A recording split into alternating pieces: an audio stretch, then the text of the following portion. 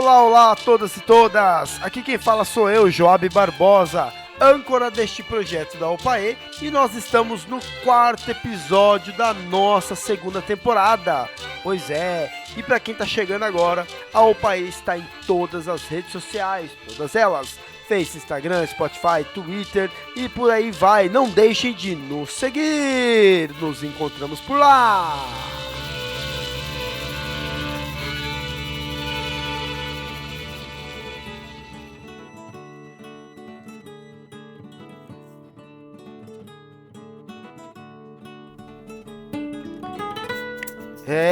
Pessoal, e as nossas tão sonhadas férias chegaram? Pois é, mas a OPAE não para não. Nós teremos o OPAE Visita no Itaú Cultural. Venha com os colegas da OPAE, participe dessa exposição que está de fato sensacional. E se você ainda não se inscreveu para o 2º congresso da OPAE, corra! Venha participar das mesas, oficinas, exposições e muito mais. E olha, nesta edição nós contamos com a presença de duas moças, Maíra Saito e Mônica Abreu. A Maíra, educadora em arte e literatura, é mestranda em mediação cultural, trabalha na área desde 2004 em escolas, museus e centros culturais. Ela é mediadora de leitura de textos, imagens e exposições, estuda educação libertária, estudos de gênero e decolonialidade. É curadora do Festival de Literatura Infanto-Juvenil da Casa FLIIC e professora de yoga. A Mônica, entre outras coisas, é artista em gravura, formada em artes visuais pela ECA USP, trabalhou como educadora em escolas de ensino básico, outras instituições culturais como Oswald de Andrade, e é educadora e produtora no Núcleo de Educação e Relacionamento do Itaú Cultural, atividade que permite desenvolver diversos projetos como cursos na Escola Itaú Cultural, curadoria de exposições como a Ocupação Paulo Freire, e ela é responsável pela formação da equipe educativa da exposição Beatriz Milhazes e Paulo Freire. Sejam bem-vindas, é uma enorme satisfação tê-las conosco. Bom dia, boa tarde, boa noite, dependendo do horário que vocês estiverem ouvindo. Agradeço muito o convite, a Eliane. Eu sou a Maíra, oi, né, um dos sobrenomes que eu escolhi, por ser mais comunicativo. Sou educadora, me identifico como artista também, sou mãe, sou feminista, transito entre várias linguagens, várias áreas, mas eu acho que os pilares principais são arte, comunicação, educação e literatura e políticas, né, e formações éticas e políticas por aí. E é um prazer estar aqui, agradeço muito o convite. Obrigada pelo convite, é um prazer estar aqui batendo esse papo com vocês hoje. Imagina, nós que agradecemos a oportunidade e também por vocês terem aceitado o nosso convite. E nós sempre começamos com uma pergunta para os nossos entrevistados, que é como foi a trajetória profissional de vocês até chegarem no Instituto Itaú Cultural? Bom, acho que a minha prática como educadora começa ainda na faculdade. Eu estudei artes visuais, fiz habilitação em gravura, né, o bacharel, e eu sempre gostei muito de desenhar, de fazer coisas manuais, e na graduação convivendo com os colegas, e a partir muito desse interesse pelo desenho, pelo caderno, eu comecei a fazer meus próprios cadernos. Em algum momento, meus colegas que também gostavam muito de desenhar, muito de fazer livros também, com os próprios projetos da faculdade, me pediam para eu mostrar para eles como que eu fazia, e acho que desde aí eu me entendo como uma educadora, assim, de compartilhar processos em arte, né? E aí as minhas primeiras oficinas foram para os meus colegas, aos poucos isso foi crescendo, eu fui me formando, né, em outras coisas também. E depois de formada, eu passei por alguns espaços, passei, né, como oficineira, freelance, por SESC, pela Casa Guilherme de Almeida, pelo Centro Cultural São Paulo, e aí de uma maneira um pouco mais organizada, assim, Fui de um educativo numa exposição do SESC, que foi uma exposição muito importante. Inclusive, de lá já saiu um grupo de educadores, que é um coletivo que eu integro também aqui, além, né, do educativo do Itaú Cultural. E se chamou Ocupa Saci, essa exposição. Foi a minha primeira experiência como mediadora numa exposição, né? Depois dali, passei por alguns outros espaços. Um outro que me marcou muito também foi um CCA, né, ali na Zona Leste de São Paulo, próximo ao bairro de Arthur Alvim. E aí, como educadora social, né, com um grupo super misto, era super desafiador, assim, acho que foi a experiência mais próxima que eu tive também de um formato de sala de aula, de um formato de turma, de um contato mais contínuo, né, de um processo. Fiquei pouco tempo lá, e aí eu tive a oportunidade de vir aqui para o Itaú Cultural, e é aqui que eu estou há quase 4 anos, aí atuando de diversas formas, né, enfim, também na mediação com as exposições, com os públicos, dando oficinas, enfim, de diversas maneiras. E aí, acho que é isso. Bacana, Mônica. E você, Maíra, como foi sua trajetória até aqui?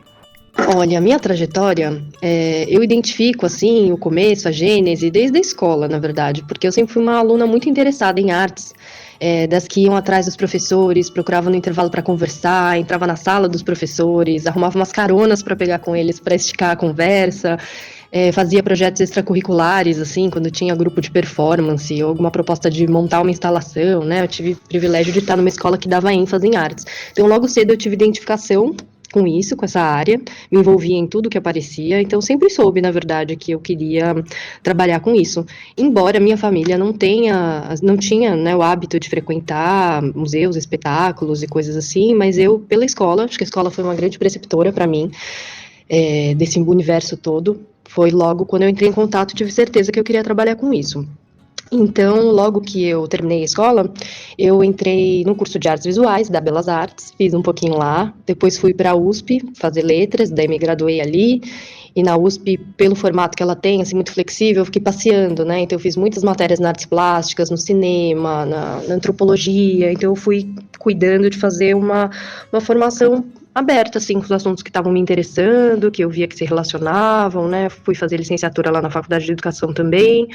E junto com a universidade, a faculdade, eu lembro que foi no primeiro mês, eu comecei um estágio no Instituto Tomiotaki, no bairro de Pinheiros, aqui em São Paulo, que é um instituto de arte contemporânea, né? Então, foi um marco, assim, do começo do meu trabalho com isso, em 2004, e eu percebo agora que praticamente toda a minha carreira foi permeando a arte contemporânea, assim, que para mim fez muito sentido, né? Uma produção que é feita agora, na atualidade, por artistas recentes, muitos que estão vivos, né, então estão dialogando com o nosso tempo, com os acontecimentos. Então eu trabalhei lá até 2010, eu entrei como estagiária, né, fiz o estágio, depois fui efetivada, depois fui sendo assistente dos cursos, depois virei professora de alguns, e aí virei assistente de coordenação.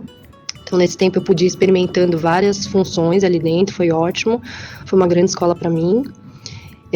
Depois disso, eu fui trabalhar na Bienal de Arte de São Paulo, onde eu fui supervisora em 2010, no ano da 29ª edição da Bienal, que foi um ano em que se consolidou um educativo fixo, né, que era um objetivo pleiteado há muito tempo ali, acho que pela fundação e pelo meio da arte e educação mesmo. Então, sob o comando da Estela Barbieri, se formou um educativo bem grande, com cerca de 300 educadores trabalhando. Então, foi, assim, um imenso aprendizado também de fluxo, de processo, de conteúdo, né, de como trabalhar nessa escala tão grande, de exposição, de visibilidade, de prédio, de equipe.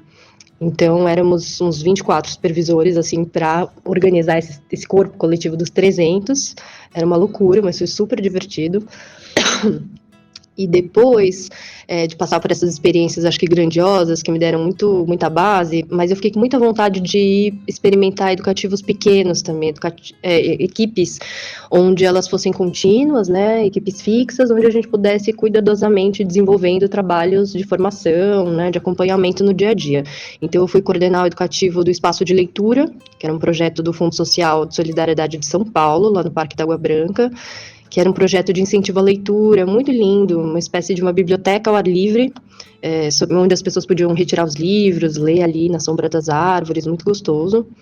e tinham apresentações culturais, né? A gente também recebia muitas escolas, um projeto muito legal, que eu fiquei uns 5 anos por lá. E depois eu fui coordenar o setor educativo da Casa de Cultura do Parque, que é um outro centro cultural também focado em arte contemporânea, que existe lá no Alto de Pinheiros, na frente do Parque Vila Lobos. Então é um casarão super bonito, que cedia, acho que o core, né, do trabalho são exposições de arte, mas tem mostras de cinema, tem debates, palestras, oficinas, e aí vai tangenciando essas áreas todas de literatura, cinema, teatro, dança, performance.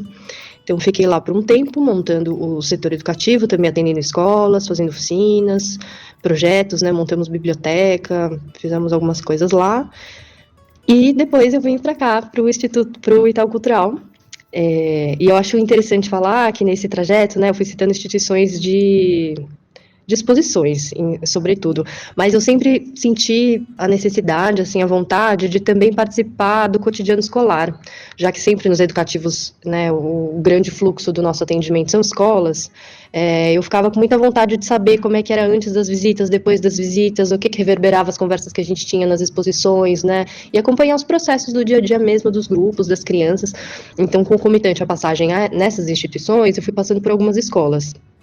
E daí eu procurei trabalhar em escolas muito diferentes, para ter também um leque de experiências variadas, né? Então, passei por uma escola construtivista, a Escola da Vila, que tem uma proposta de arte muito interessante, muito consolidada. Passei pela escola Uerapepó, que é uma escola guarani, na aldeia de Tenondeporã, lá no extremo sul de São Paulo, na região de Parelheiros, né? Tem ali um território de reservas ambientais indígenas muito rico, que hoje em dia acho que tem uns 7 territórios por ali. Então aprendi muito, fiquei um tempo por lá também. Depois passei por uma escola judaica, a Aleph Peretz, e também aprendi muito, não tinha convivido com a comunidade, aprendi muito sobre os processos, vocabulário, né, dia a dia, costumes. E passei por uma escola democrática também, a Politeia, onde eu fui vendo as crianças gerenciando os seus estudos, sua vida, fazendo assembleias, estabelecendo temas de pesquisa, processos de pesquisa, muito interessantes, assim, uma autonomia muito bonita de se ver construída. Então, sempre tive, acho que um pé em educação formal e um pé em educação não formal, tentando alinhavar um pouco essa parceria, né? Os privilégios que cada situação dessas tem e como elas são complementares na formação das pessoas. Legal, muito bacana conhecer um pouco da trajetória de cada uma de vocês. E Mônica, o Instituto Itaú Cultural já passou dos 35 anos e dizer a importância que ele tem no cenário cultural brasileiro já é um lugar comum, né? E nós queremos ouvir como você vê o Itaú Cultural. Olha, acho que eu vejo o Itaú Cultural como essa instituição que tem uma missão de acesso, né, de cuidar e de comunicar e de trazer para perto os públicos, porque eu acho que são uma memória para acervos, para, enfim, para uma cultura que é nossa, né, coletiva, nacional. Acho que eu vejo um pouco dessa importância, né, por meio de todas as suas ações na programação cultural, mas, né, no fomento, com rumos, nas suas maneiras de documentar, né, então todas as plataformas aí, e muito também atualmente nas suas várias frentes em que atua com formação. Né, então eu acho que eu vejo muito esse papel e essa importância, né, de pensar o cenário da cultura brasileira e de contribuir com ela, né? De buscar contribuir também. Com certeza contribuiu e contribui, ainda mais com tantos anos promovendo e fomentando a cultura brasileira, né? E Mônica, conta pra gente um pouco da sua experiência em organizar a exposição Ocupação Paulo Freire e também como é organizar a equipe do educativo. Bom, a experiência de participar da equipe da Ocupação Paulo Freire, acho que antes de tudo foi muito única, foi uma grande oportunidade, um privilégio, até dá para chamar assim.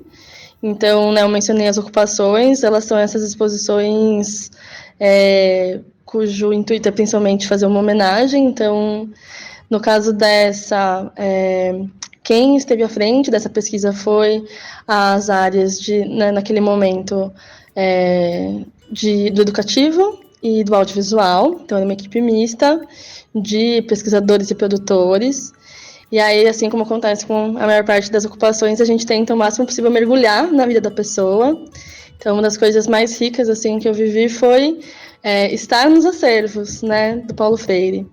No caso da trajetória dele, a gente teve a facilidade de que estava tudo aqui em São Paulo, né? Quer dizer, a maior parte das coisas, né? Porque ele viveu aqui, o Instituto Paulo Freire guarda parte do acervo e a Nita Freire, né? A segunda esposa dele, também guarda parte desse acervo.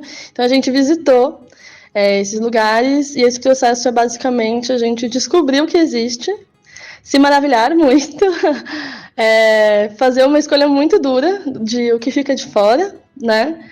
E, ao mesmo tempo, essa escolha de, nossa, o que vai brilhar aos olhos do público, né? O que será que... Tem alguma coisa nova para contar dessa pessoa? E aí eu acho que o nome do Paulo Freire foi super especial e super desafiador muito desse lugar, porque é isso, ele é o nosso patrono da educação, ele é um pensador cujo legado, cujo pensamento não fica só na área da educação, inclusive. Então, é alguém que assim, é muito citado, muito estudado fora do Brasil, mundialmente. Então, gente, nossa, como que a gente ainda traz algo de relevante? Será que tem alguma coisa que nunca ninguém falou? E aí, uma coisa que a gente tentou muito foi trazer a relação dele com as artes e com a cultura. E aqui também é legal de frisar que as ocupações, elas sempre são uma exposição, mas, aí na quase totalidade, né, elas também têm um site. A ideia do site não é exatamente transpor a exposição para lá, mas é trazer conteúdos complementares. E esse nosso site de ocupações está no ar, e vocês podem acessar os materiais da Ocupação Paulo Freire e de todas as ocupações que já aconteceram, né, que a gente teve conteúdo para levar para lá. E, além disso, uma publicação. A gente também tenta fazer com que essa publicação não seja um catálogo, justamente para ela também ser mais um lugar diferente de conteúdos. E no caso do Paulo Freire, foram convidadas pessoas de várias áreas, inclusive da saúde, enfim, da dança, áreas assim, não só da cultura, justamente para a gente olhar para essa relação de como o pensamento dele é relevante para muita gente, né? Para a gente pensar muita coisa.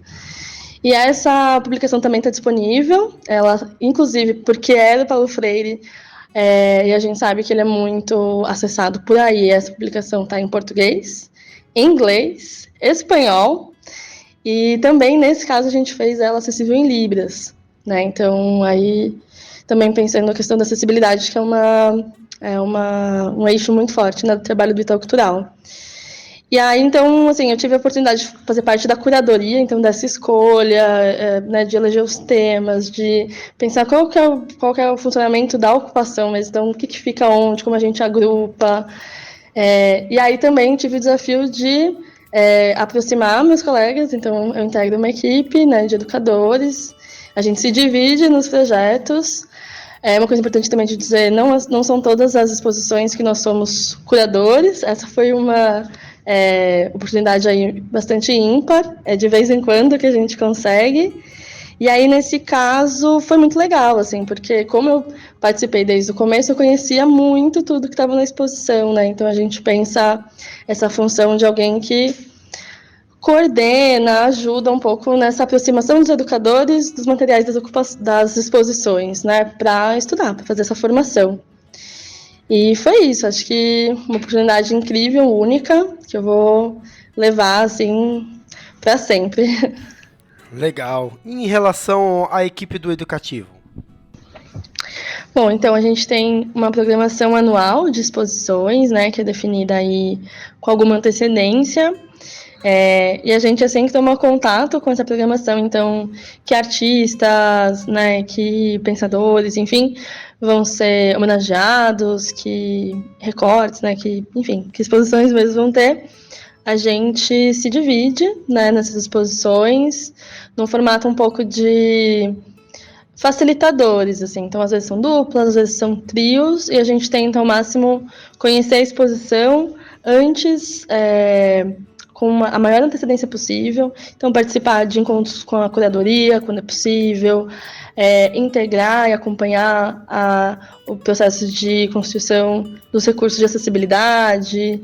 E essas pessoas, esses facilitadores, digamos assim, como não é possível, até porque, assim, são muitos projetos, né, aqui internamente, a gente tenta estudar, se aprofundar nessa pesquisa e pensar um percurso de formação com os colegas, né? Então, isso que eu já comentei um pouquinho, é um pouco assim, essa é uma divisão para facilitar a nossa formação.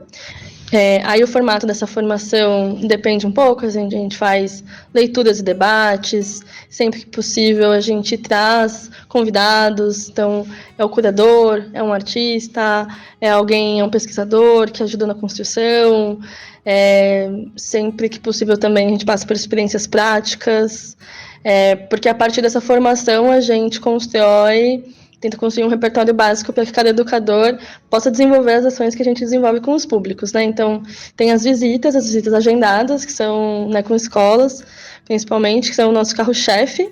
Então, isso é o que tem de mais importante nesse processo, né? Então, a gente fazer uma formação, conhecer a exposição, porque nós vamos propor uma visita, porque a gente vai propor atividades, oficinas. Então, acho que é um pouco isso. Bacana demais. Bom, o Instituto Itaú Cultural se difere de outras instituições em muitos pontos. Quais atividades do IC são voltadas para os professores? E como os professores podem se beneficiar do IC?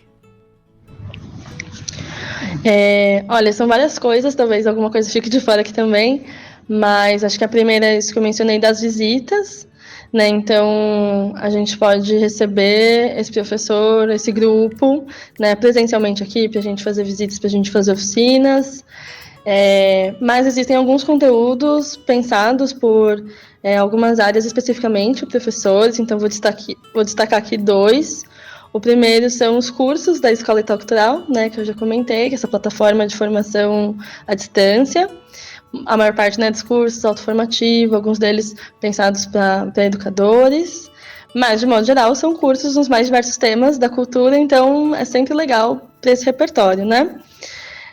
E tem um conteúdo que se chama Caderno do Professor, que é aí um plano de aula desenvolvido, inclusive por professores atuantes nas escolas, né, nos vários, enfim, ensino fundamental, ensino médio, vários profissionais que estão ali na lida do dia a dia, constroem junto com o Itaú Cultural um plano de aula, geralmente atrelado a uma exposição que está em cartaz. Então, está tendo essa exposição, os professores querem trabalhar esses conteúdos, esses temas, o artista, as obras em sala de aula.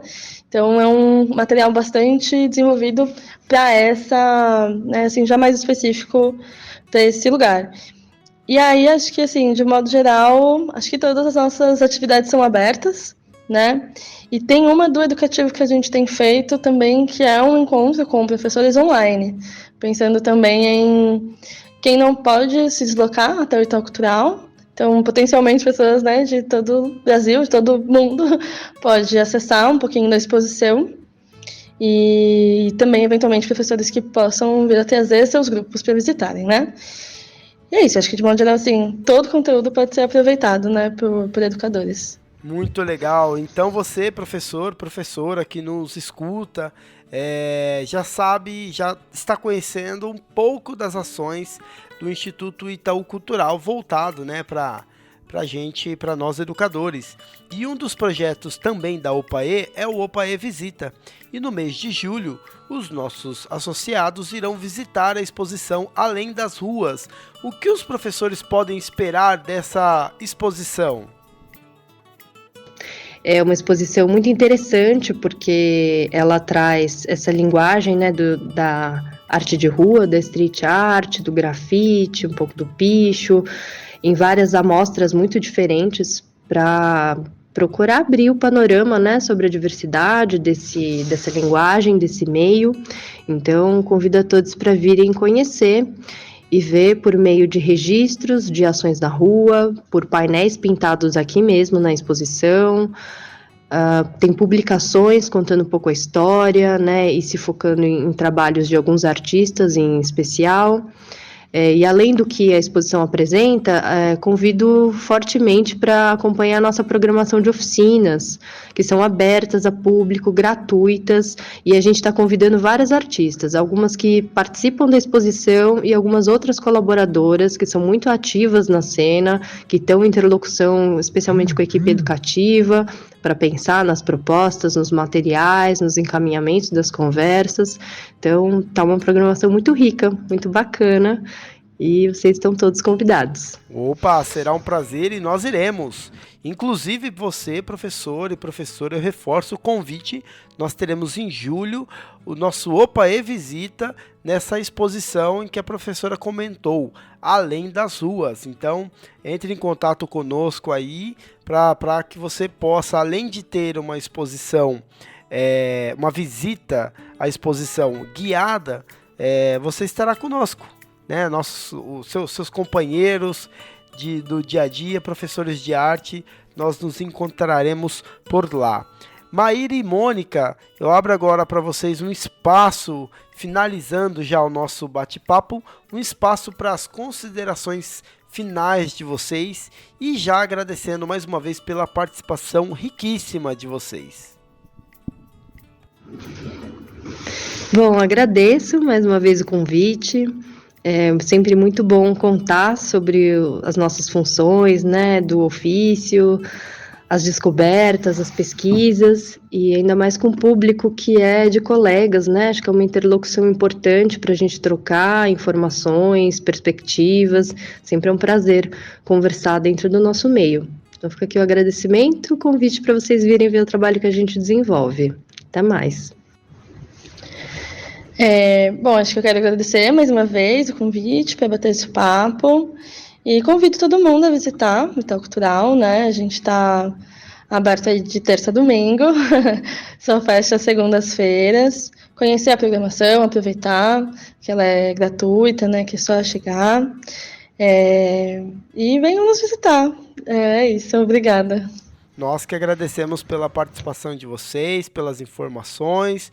E também deixamos as portas da Opaê abertas a vocês e ao Instituto Itaú Cultural.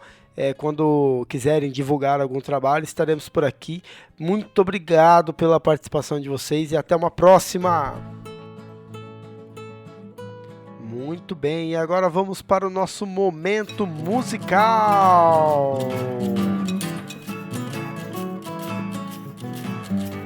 No momento musical de hoje, nós iremos conhecer Vini Black. Vini Black é compositor, produtor musical e DJ. Canta hip hop nos subgêneros rap e trap.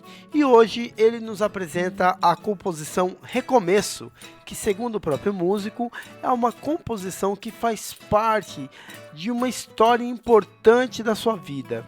E nós teremos também a oportunidade de conhecer o trabalho do Vini Black no 2º Congresso da Opaê. Então agora com vocês, Vini Black e a música Recomeço.